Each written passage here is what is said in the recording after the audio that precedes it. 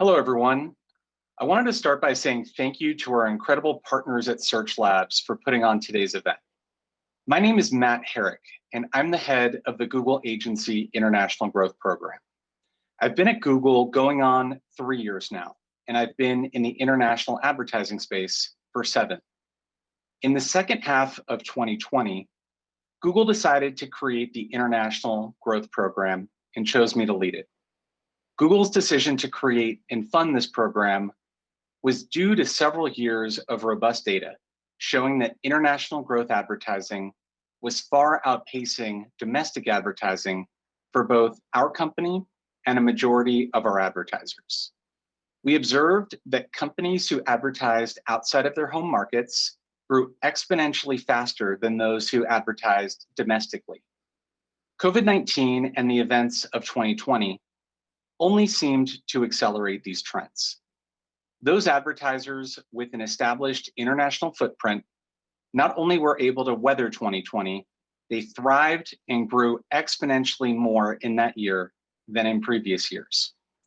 We observed that international growth advertising was not only incremental for our advertisers, it also seemed to future-proof these businesses, enabling for a healthy diversification of growth markets that could help them grow at scale and weather future contingencies. Google decided that the best way to support our advertisers in adopting international growth at scale was to enable our very best agency partners with the necessary resources to take their clients global. My program launched in October of 2020, and we now work with a very select number of Google's top agency partners, supporting them in providing their clients with the world's best international growth offerings. We provide our agency partners like Search Labs with proprietary tools, data, resources, and value offerings so that they can support their clients' international growth initiatives in the most comprehensive and hopefully the most profitable way possible. Google has many agency partners. But when it came time to deciding whom to invite into this program, it was a no-brainer. Search Labs was literally at the top of our list. Search Labs is now a premium Google International Growth Agency partner. And through this partnership, every single Search Labs client has access to the world's very best resources to support their international growth initiatives.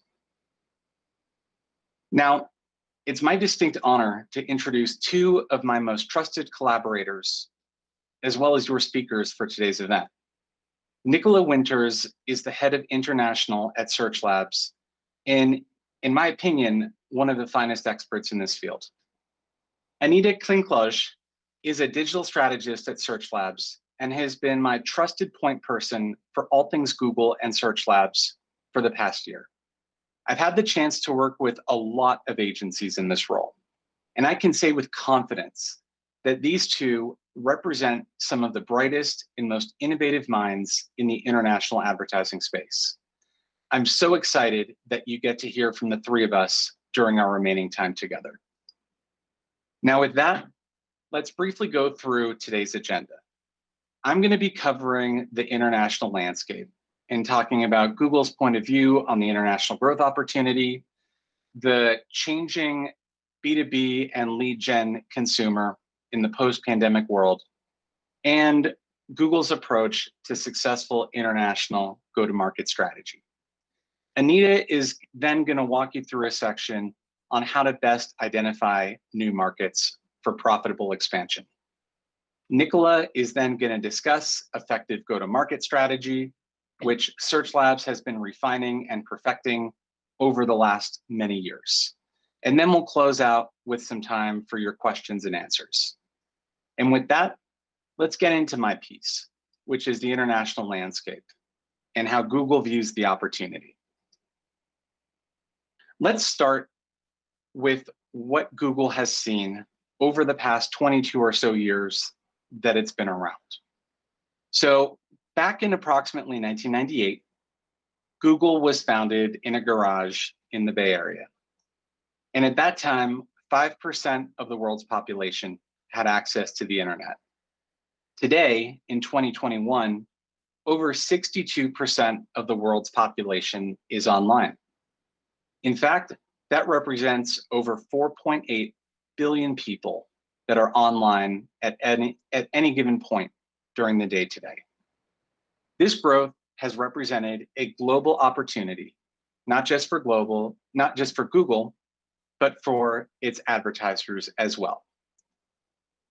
And over these last 23 years, Google has been able to leverage this and become a multinational company that engages with literally people in every country on Earth on a daily basis. Google has 8 properties with over 1 billion monthly active users apiece. We work with advertisers on every corner of this planet and communicate with users and advertisers alike in over 200 languages. This scale and reach enabled us to weather the storms of last year and come out stronger than ever before. This same global scale and reach that has enabled Google to become one of the largest companies on Earth is available to any advertiser who wishes to leverage it. We saw that in 2020, those who did were resilient and grew faster than those who stayed within the confines of their home markets. But for any business that chooses to advertise with Google, know this: the opportunity is just waiting to be tapped. As we can see, 35% of clicks for US businesses came from places outside of the United States. This 35% statistic was measured right before the pandemic took off. Anecdotally, it's significantly higher now. This is because COVID was an accelerant. Any trend that existed prior to 2020 was vastly accelerated by the pandemic because COVID forced businesses and basically all human interaction in general to go completely digital. Unfortunately, there was no other choice. Now, Google might be a US-based company. However, our search query stats tilt heavily away from the US. In fact, more than 70% of search queries come from outside of the United States. This represents a literal world of opportunity for our advertisers. This fact has proven to be a literal lifeline for the clients and agencies that I have worked with over the last 18 months. Now, I'd like to mention a quote that Jason Spiro, Google's VP of Performance Media at Google, said last year. Now, Jason is pretty much our oracle when it comes to predicting trends and how the advertising space will follow suit. Jason says that we have experienced 10 years of change crammed into 6 months. I couldn't agree more. We can see this change most prominently in the rush to digital. When people were confined to their homes and prevented from seeing people, commuting into the office, going out to restaurants, or shopping inside physical stores, people had no other choice other than to adapt to a digital-first lifestyle. We learned to work from home and have our meetings on Zoom. Our parents and grandparents learned how to FaceTime. Every date night became a combination of Netflix and DoorDash. And I know, at least for me, I took out my stress most days in the form of shopping online. Sometimes at the end of a stressful day in 2020, I'd pour myself a glass of wine, open my computer, and start shopping for those yoga pants that I would subsequently wear for the following 6 months. Apparently, I was not alone in my habit. Now, as we can see here from Professor Scott Galloway's new book, Post-Corona, this chart shows that in the early phases of the pandemic, online sales grew as much in 8 weeks as it had in a decade before the pandemic. The whole world was forced into a digital-first world with a sudden ferocity when COVID was declared a pandemic last spring. And 13 months later, we're still working from home, and the light at the end of the tunnel is still many, many months away. They say that a new behavior takes only 30 days to create, and we have had exponentially more time than that. Now, the trend towards digital has been years in the making. However, the events of the past year and a half have greatly accelerated the rate of digital consumption. More people are online in every corner of the world than ever before. consumer behavior is changing in ways that we could have never before anticipated. Two of my favorite consumer behavior changes are peak streaming hours. We see that peak streaming hours are on weekdays between 6 a.m. and noon. That's mind-boggling. And in the tech B2B space, we see that peak watch hours for tech B2B purchase evaluation videos on YouTube happen on weekends at approximately 1 a.m. This is mind-boggling stuff. And brands and agencies alike have been trying to get a pulse on the new behaviors of these new consumers for some time now. And I can say with certainty that both Google and Search Labs have a pulse on these changes. Now, as we saw earlier, COVID and the mad rush towards digital caused 10 years of change to happen in 8 weeks because of COVID. We also see high velocity change occurring in the lead gen tech B2B space as well.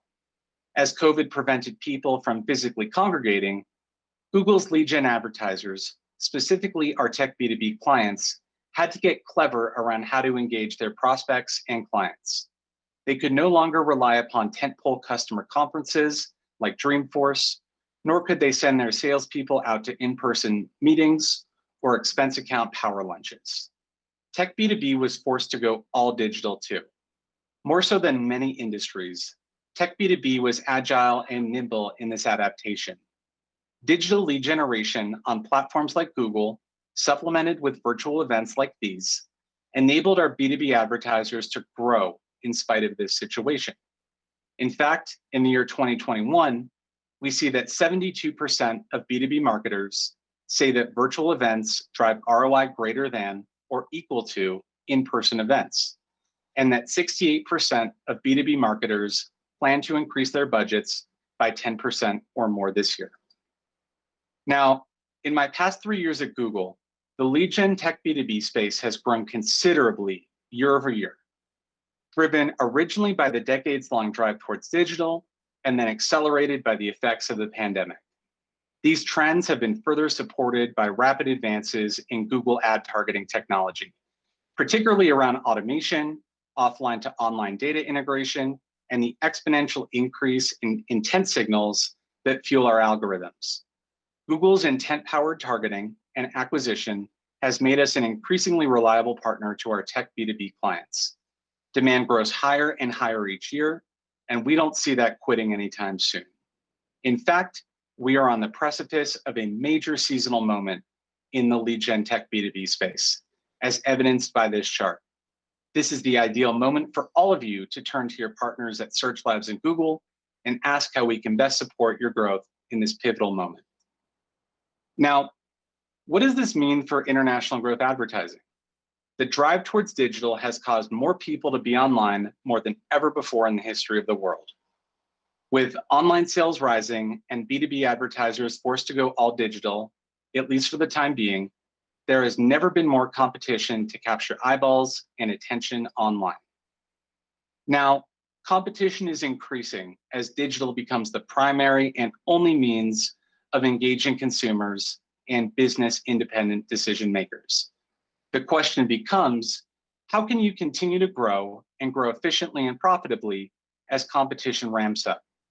How can brands also engage consumers and jaded decision makers who've been online for a year and a half and are becoming more and more elusive?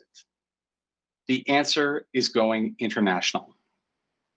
Going global allows your brand to reach new consumers who are already expressing demand for products and services like yours. Going global allows you to enter into high demand markets that have lower competition than the US and therefore lower advertising costs. Going global allows you to diversify and future-proof your business. Should anything happen to the US market again, you're going to have well-developed markets to backfill your growth and volume from, padding your business from future and unforeseen circumstances. Lastly, going global allows you to gain invaluable knowledge and experience. As you figure out how to offer things like your product to new consumers and new markets, you're going to learn how to better manage your business offering and appeal to a wider and wider audience. As your B2B tech business figures out how to cater its product to, like, let's say the Japanese market, you're going to develop nuances in your go-to-market strategy that can broaden your product's appeal to the Japanese market and the broader APAC market. International growth advertising is inherently incremental. It is inherently cheaper and more cost-effective because competition is lower in the rest of the world than it is in the United States. This can often create what I call shiny object syndrome. Brands will see strong category demand coming from a particular country, along with those marginally cheaper ad costs, and go to market in a simplistic fashion. They'll often copy and paste a high-performing campaign, change their targeting, and hope for success. Essentially, spray and pray. What often happens is that expectations around performance and efficiency are rarely met. In fact, costs might be higher than they ever could have expected or anticipated. This is because these advertisers see international advertising as a one-dimensional challenge, a performance marketing one. This pitfall causes brands to believe that they can somehow just enter into a net new market and expect that people are aware of their brand and that their site experience is understood by a local consumer. When you forget about brand investment and reducing operational friction, our algorithms must serve exponentially more impressions in order to find someone familiar with your brand enough to click through your ad and then have the wherewithal to navigate your site to the point where they convert. This is why costs are often higher than expected. In order to truly realize the full incremental and marginal value of international advertising, you must consider it to be a three-dimensional challenge: a brand challenge, a performance marketing challenge, as well as an operational challenge. Now, as we can see here, this is an example of a market development scorecard that I created for a client several weeks ago. Our data showed that there were 3 markets in particular that demonstrated the highest category demand and the most marginally cost-effective ad costs for this particular client. Now, using this 3-dimensional methodology, I was able to score each of these markets based on the client's brand strength, based on their performance market setup and overall readiness, as well as auction dynamics, ad costs, et cetera. And then lastly, I scored them on their operational readiness. Did they have things like an idealized website CX? Did they have a localized website, et cetera? Doing it in this way allows us to prioritize which markets are ripe and ready for immediate expansion. And we're also able to call out the critical and important things that need to be done before effective go-to-market can occur. Here's an example of this. When I showed this particular client the international opportunity, they immediately zeroed in on Germany. They thought Germany has great category demand. Their bottom of the funnel performance is great. As we can see here, their CPCs are marginally lower than other countries as well against their peer set. However, I told them that if they wanted to truly leverage Germany as a reservoir of incremental and marginally cost-effective volume, possibly at greater ROI, they would need to turn to the right and look at their click coverage and share of voice. Did they really want to make do with share of voice that was less than 1%? If they did, they would be truly missing the potential of the German market opportunity. In this case, should this brand decide to invest more in branding and awareness, they could build themselves a massive reservoir of marginally cheap leads that can enable their growth at cost and support their scale and expansion for years to come. Now, in closing, I wanted to speak about our evolution as an international growth program at Google and how we support agencies like Search Labs.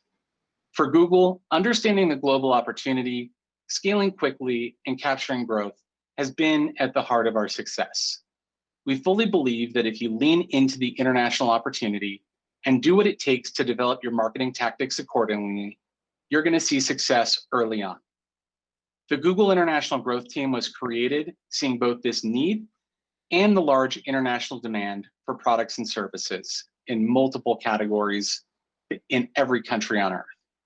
We started with building a team with language translation capabilities and experience in international markets, because cultural nuance is so critical to success. We then quickly realized that customers have not just marketing challenges, but also needed to solve for operational barriers in order to truly succeed. In order for companies to succeed, they need help with launching payment solutions, optimizing their website landing pages and CX. They need support around ideal customer support, optimized country by country, localization strategy, and overall go-to-market strategy support. We then realized that translations, removal of operational barriers, and performance marketing insights weren't enough. We also had to speak to the branding and awareness challenges of international advertising. So we expanded our team's capabilities in order to speak to the full funnel activation required for international go-to-market success. Addressing the international advertising challenge in this three-dimensional way unlocked untold success for us. As of today, 1 out of every 4 revenue dollars that Google takes in comes from international. So with that, I'll close by saying this. Over the last 2 or so years, Google has partnered with Search Labs to impart all of our skills, best practices, and value-added services onto this incredible agency so that you, their clients, or prospective clients can also reap the benefits of going global with best-in-class support and resources. Thank you so much for having me. And with that, it's my pleasure to introduce Anita, one of my closest partners in the agency space. Anita is going to be walking us through how to best identify new markets. Thank you so much.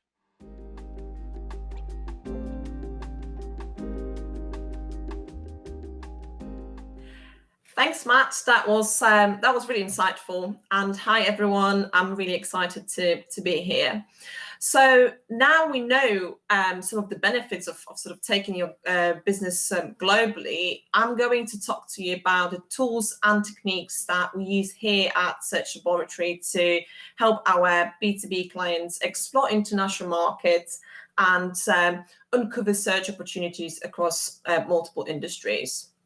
So when we speak to our clients about expanding into new international markets, we often hear that one of the biggest challenges is understanding what is actually happening outside of their domestic market or outside of the markets that they're currently active in.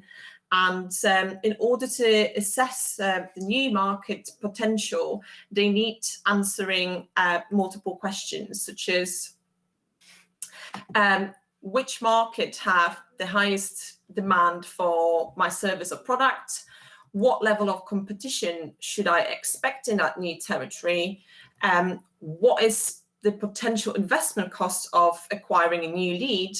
And what is the total lead value that I could potentially generate? And we do understand that answering those type of questions isn't always easy, and marketers quite often rely on market surveys, public financial or government data to arrive at some reasonable figures. But these are not always reliable and don't provide insights into don't provide insights from demand search perspective. So one of the tools that we use to gain those valuable insights into search demand across the global markets is Market Explorer. So this is a tool that is available to us through our partnership with Google. So Market Explorer allows us to obtain market insights that can help you identify potential expansion markets. And the tool combines both Google and third-party data, and it shows a relative opportunity across various international markets within sort of different product or service category, and based on metrics such as industry demand. So that helps us with market sizing, trends within that industry. So that then allows us to spot market growth or decline, and level of competition. So what can we really expect in terms of advertising costs? And all of that is presented on a 1 to 10,000 scale. So I did mention that we use sort of category-based data, and the tool really allows us to go quite granular. So we're not just looking at, for example, finance or business category as a whole, but we look at data for example, accounting software specifically, or we can go very granular from a sort of industrial sector, for example. So we can look at robotics or factory automation. So the tool really provides with some granular specific classification. And Market Explorer is certainly very useful in getting that top level understanding of the market sales potential. But as a CMO or a marketer, you most likely want to understand how much of the marketing dollar should you consider investing in that new market, and what can you get in return from that in terms of the lead value. So this is why we have built a tool that allows us to transform that index data from Market Explorer into approximate absolutes. So there are 3 simple steps that are involved in sort of calculating that opportunity. First, we leverage Google's data available in Market Explorer, and we use metrics such as demand, trends, and competition, so your advertising costs. And then we incorporate our clients' own business data and their Google advertising data. So the tool then finally visualizes that market insights in a sort of bespoke market opportunity tool. So before we jump in and sort of have a look at the tool itself, here's a quick overview of what data points from sort of your business are required to gain those global market insights. So I've mentioned that we're using metrics from your Google Ads account, and these are your domestic market search campaign impression share, click-through rate, and conversion rate. So this is a sort of form fill or whatever conversion you measuring within your Google Ads, as well as your average sale value and lead to sale conversion rate, so that MQL to SQL conversion rate. And in return, you get an understanding of the total market size and trends within that market, as well as the total market potential in terms of sort of investment and lead value forecast. So I'm going to run through a dashboard that we put together for one of our B2B clients. So bear with me. So the first page is an overview of the top opportunities and year-on-year growth in each market. So it provides a snapshot of the markets with the biggest demand for your product or service. So the top metrics that we're looking at represents the near total, as the filter is currently looking at that region only. But we can look at each market more granularly. So here we have top 10 biggest opportunities from the market size perspective, as well as CPCs in each market. So if you entered a new country and had the same coverage as you have in your domestic market, this is the number of impressions that you can expect. We can also see the percentage, what percentage of that wider EMEA region each country represents, and again, the CPCs that within your industry per market.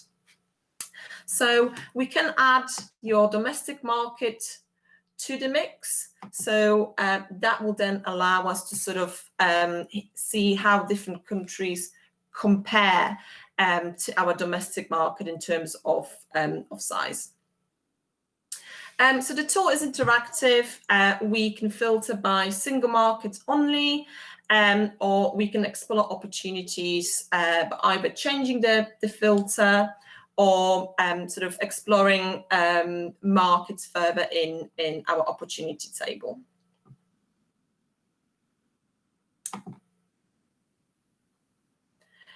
Page 2 looks at growth area and market size against acquisition costs. So we can quickly gain insights into which market offers lowest acquisition costs from both growth and size perspective, and potentially find those sort of low-hanging fruit with markets where the demand is relatively high, but the competition, so the advertising costs are relatively low. So if we look at EMEA only, that will filter to our EMEA markets only. So this page really provides insights into the predicted lead value in each of those countries and what are the costs of acquiring new leads. So if you're working towards specific CPA targets, there is a toggle here that allows you to sort of filter markets, but that specific CPA target. So you can narrow it down to markets that don't exceed that CPA of $70. And again, we can filter by each market only and understand what that estimated cost and estimated SQL value is per market. So that really leads us to the final part of the tool, which is our calculator. So as I mentioned at the beginning, the forecasts included in the dashboard are based on your domestic market performance. So this is what you can expect if you entered a new international market with exactly the same coverage and performance as in your domestic market. But we do understand that this is not always possible. As you may expect lower brand awareness in a new market, therefore lower click-through rate. You may expect higher levels of competition and therefore lower impression share, or you may have slightly limited budget for those new territories, or simply you may not be capturing those leads as efficiently from day one as you would in your domestic market when you're already well established. So this calculator allows us to adjust the metrics based on what we think is realistic to expect.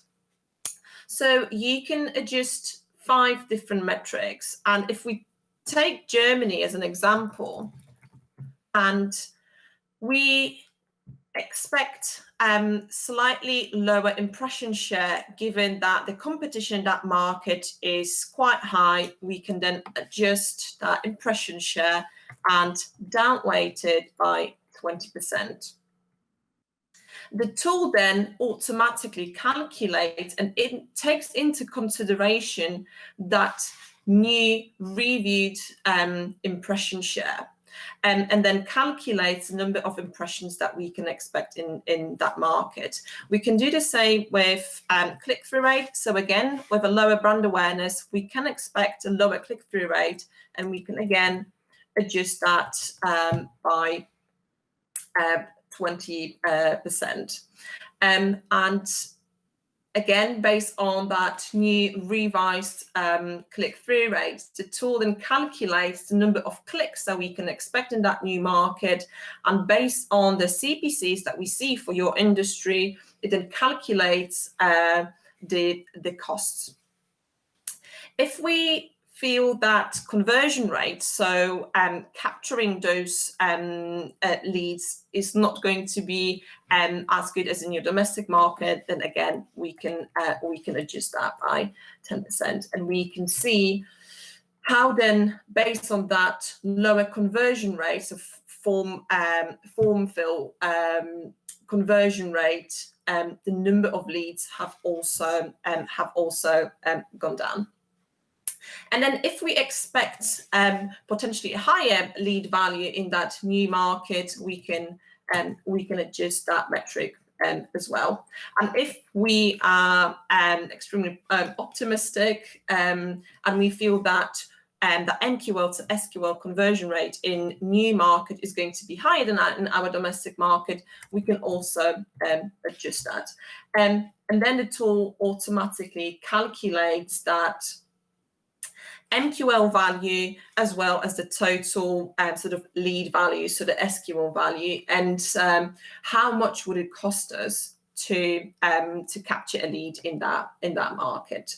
So we can do it for up to 5 markets at the same time, or we can do it by each country specifically. So this is looking at the annual performance. If you were interested at what that performance can look like in half a year, a quarter, or a month, you can also adjust those metrics.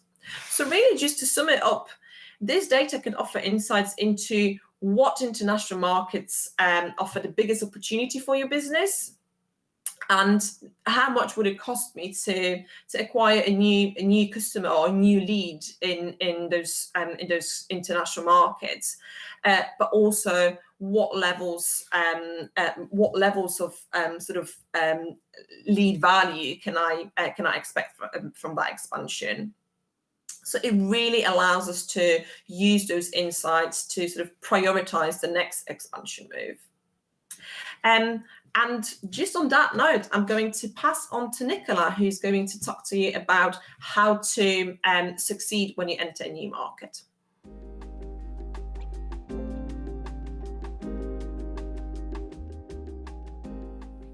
Yep, thanks for that, Anita. That was really interesting. And hello, everyone.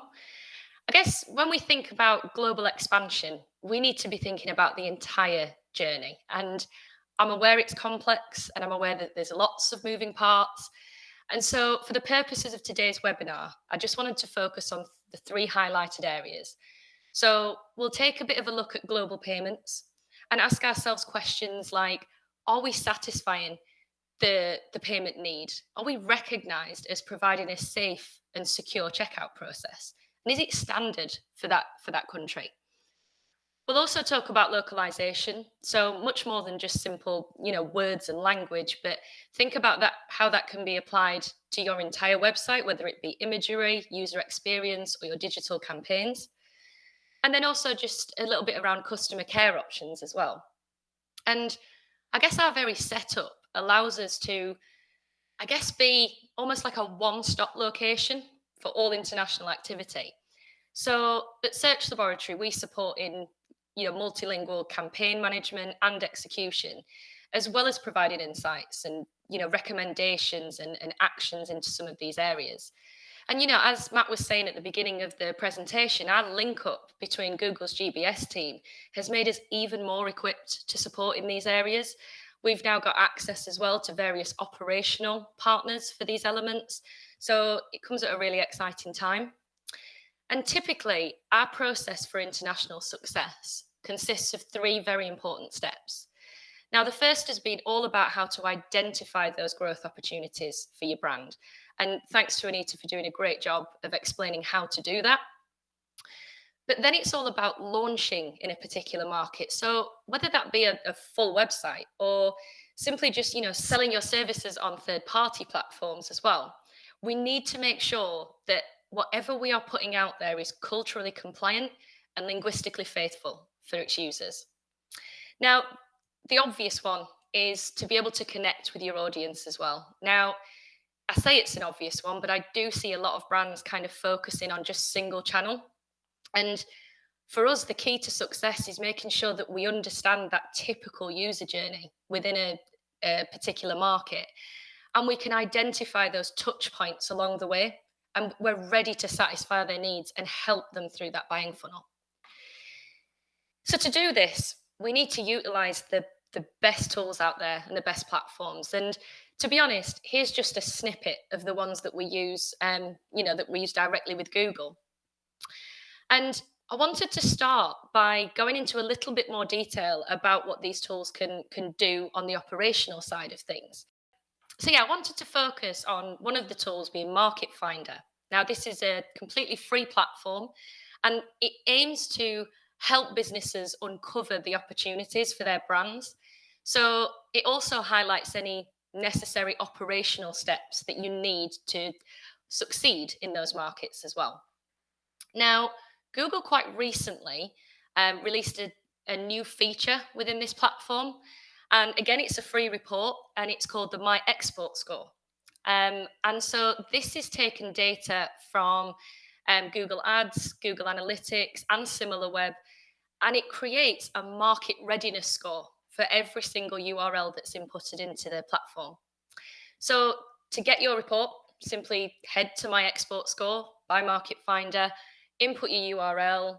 You have to answer a series of questions, but ultimately you'll get an overview of your market readiness score, as well as any sort of further insights into things like the competitive positioning in that country, your ability to effectively sell and service your clients in that area, and then also a bit of information about the marketing performance as well. So just staying within that topic of operational ability, what the tool allows you to do is look at practical factors to assess your export readiness. And it scores you from anything from weak to strong. So the areas looked at in this particular section is localization, payment methods, and customer care. And these insights, they're top level, but they're incredibly useful at flagging up those potential issues that might be relevant for your brand. So staying on the topic of localization, one of the things we must consider is that whenever we're creating any content for international markets, is that we use a user-first mentality, and rightly so. 82% of shoppers more likely to buy from brands when all of the material is in their local language. And I guess from a brand's perspective as well, they'll admit that localization is the number one hurdle when it comes to expanding into new markets. And I guess that's because, it starts with understanding that audience. So a good first question is, what's the language share of those markets? Now, this particular information can be found in the Market Finder tool too. But you've got to also then ask yourself, does this match up with the search behavior? And I can't stress enough how important it is that any sort of keyword research or keyword analysis is performed at a local level by somebody who is a search and language expert.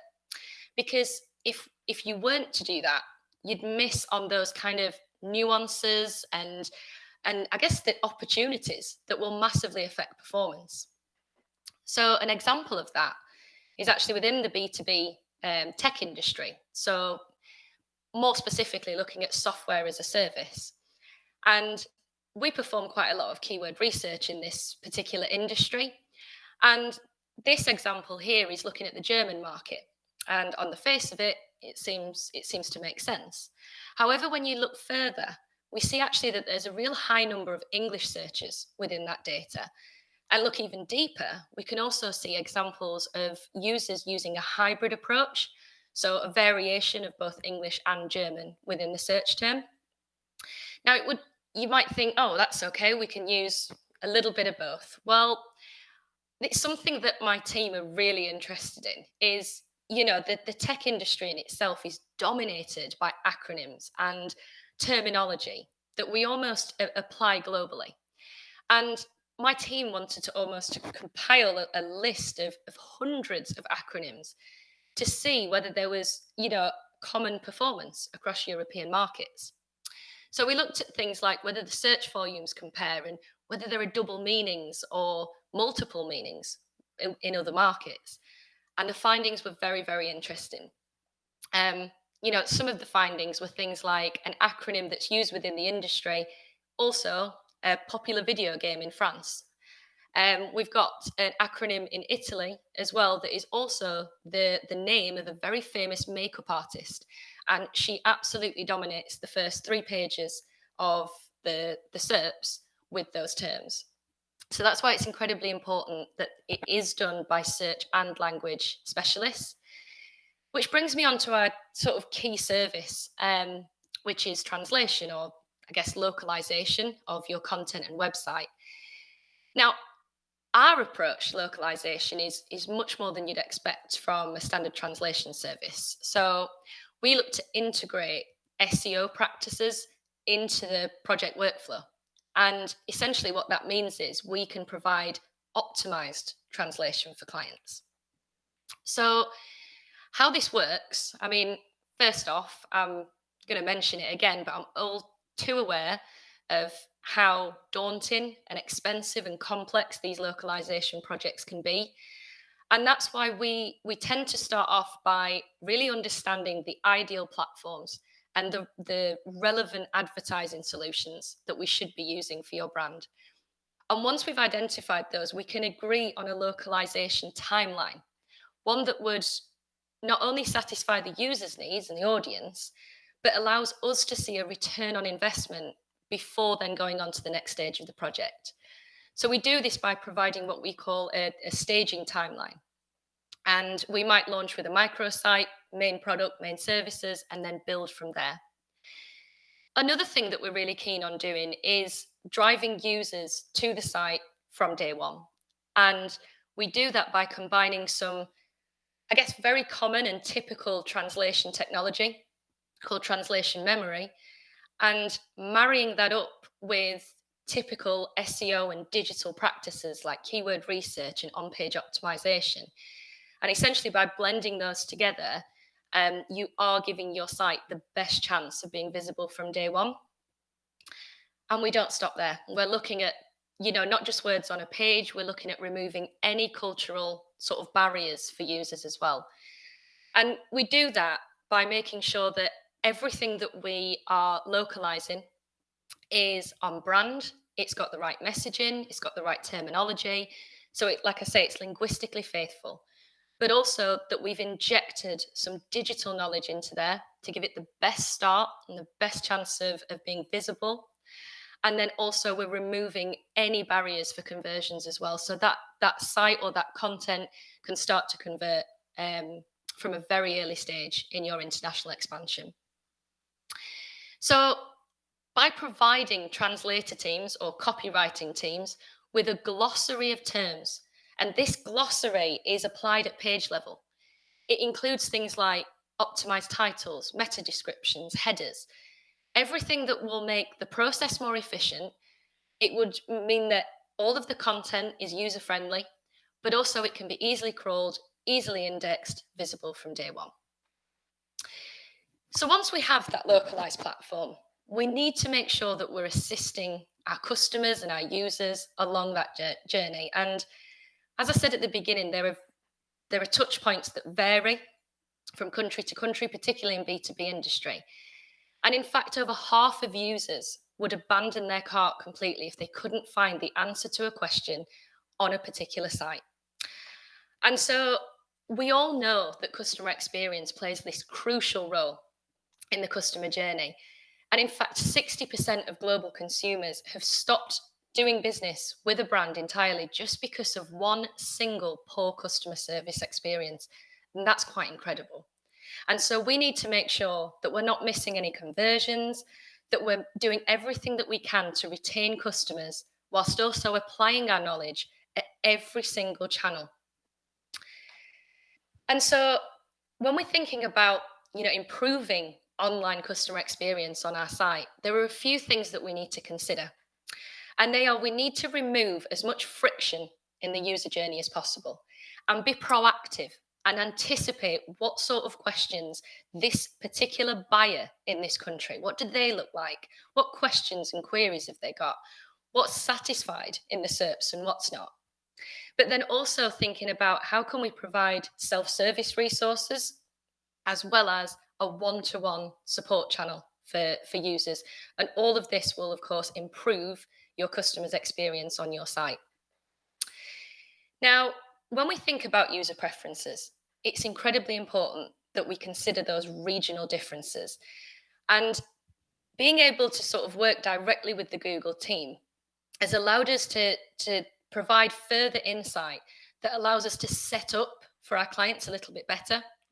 So taking this example, this is looking at when users are making a purchase or signing up for a service, at which point do they typically need the support?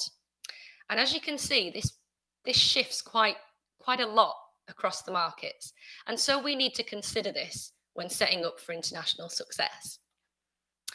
Some of the common lead generation challenges that we see day to day is, just in general, being unsure if the customer care is actually in line with the customer expectations. So what you already have, is that what your users are expecting?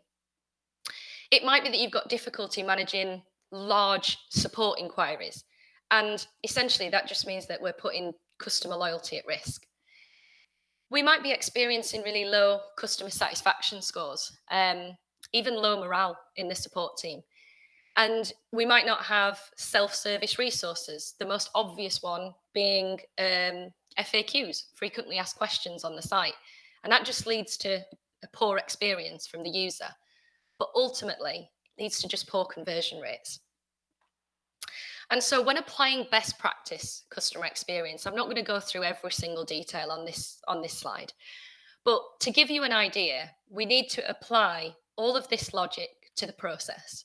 So when a user lands on the homepage or their landing page, we need to make sure that we're providing really strong call to actions. We need to make sure that there are links to any other further information and everything is accessible. We also need to ensure that we are explaining and guiding people through any pricing or plan options. We need to make sure that we're transparent and upfront, but also everything's fully localized, everything down to the currency and the chat support. We then need to even think about our lead forms or any sort of form fills that happen on a site. Are they set up correctly for the language, the market? Are we using the right sort of parameters around those? And then it moves on to customer support. So are we being well organized? Is there a help center? Are we putting the right sort of channels in place for our clients' landing pages? Now, I just wanted to finish just very briefly on payments. So more importantly, where are B2B payments today? And one thing that I wanted to sort of share with you is almost 70%, this is based in the EU, but almost 70% of B2B merchants have actually been asked to accept much longer payment terms than they'd be comfortable with. And that was in 2020. And we didn't see that slow down actually in 2021. And in fact, 77% of businesses felt that they needed to increase that in those years to satisfy customers' needs. Now, the majority of B2B businesses in the EU, they're still offering offline payment options. It's very common. We are seeing a slight shift towards digital payment methods. It's slow, but it's happening. But I guess just to put it in perspective, German consumers have a much higher preference for bank transfers as their form of payment. Whereas here in the UK, consumers have a preference for card payments. Right up to 80% would prefer card payments. And so that's what we just need to consider with our global expansion. Are we offering the right sort of solutions to our clients? And so we typically run through what we call a scorecard. It's a checklist of the checkout process. And I guess we're sat on, years and years of data and experience. So we've accumulated quite a lot of CRO stats as well that just show the increase in conversions that we've seen as a result of making these recommended changes. So again, it's just further sort of clout to back up fully localizing the customer journey. So I guess this is especially important today because, what we're seeing is almost 60% of businesses are stating that improving that customer journey, or at least the user experience on their website, is the most important thing for them in the next 12 months. And as I sort of explained earlier, Search Laboratories' offering spreads across analytical, strategic, and operational support. So years of experience in international digitalization. And my team in particular loves doing a deep dive into the website suitability for international markets. And one of the ways that we do that at Search Laboratory is we provide cultural audits, or another name for them could be a market entry report. But essentially, they're a really detailed and in-depth audit performed on a domestic website, or a localized one if you're already selling in international markets already.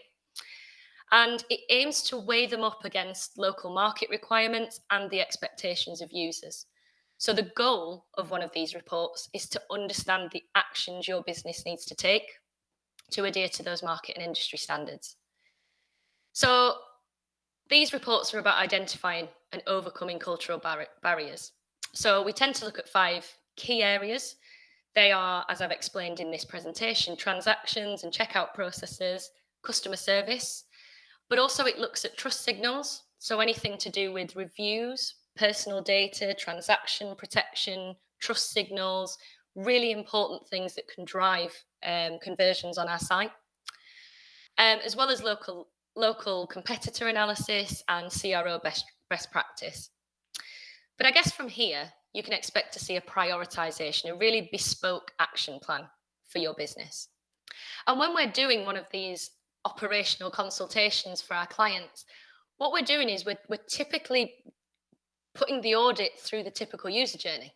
So it starts with an ad and ultimately ending in a purchase. And we want to assess each of those sections.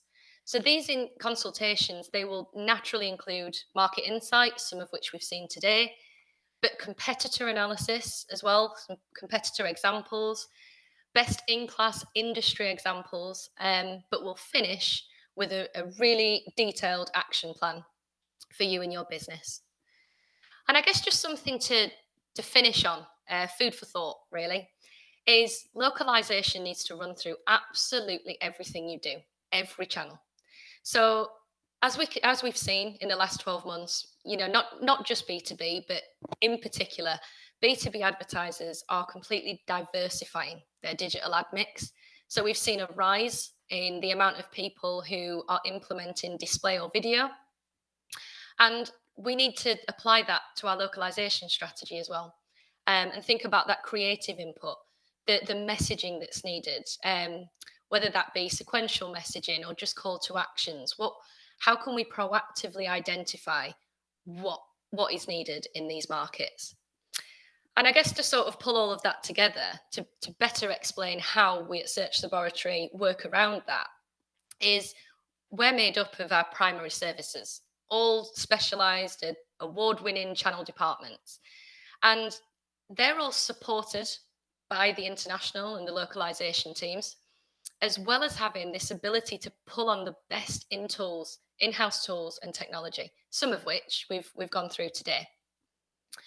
And then we wrap around this digital integrated strategy, and we always make sure that we're using data, analytics, and business intelligence to steer our efforts through that entire journey. And I just wanted to leave you with an example of that in action. So we can take a look at the work that we've done with Appian across, I'd say, around 8 or 9 markets. That includes the UK, France, Spain, Italy, and more. And prior to starting work with Appian, our team of international digital practitioners, they conducted keyword research, a really thorough market audit as well of each territory, and they identified insights such as industry nuances, competitor USPs, preferred first language, right down to the appropriate call to actions and extensions that needed to be used across the campaigns. And while the overall strategy remained the same across all of those territories, we used those insights along with the number and the cost of the leads to really shape the tactics and how we implemented our work in each market. And this ultimately led to a 63% increase in form fills, 39% decrease in cost per acquisition using no additional budget. So a really good example of how to fully localize for digital success. So that brings us to the end of today's webinar. Thank you so much for listening. I guess in summary, now is the time to capitalise on international expansion.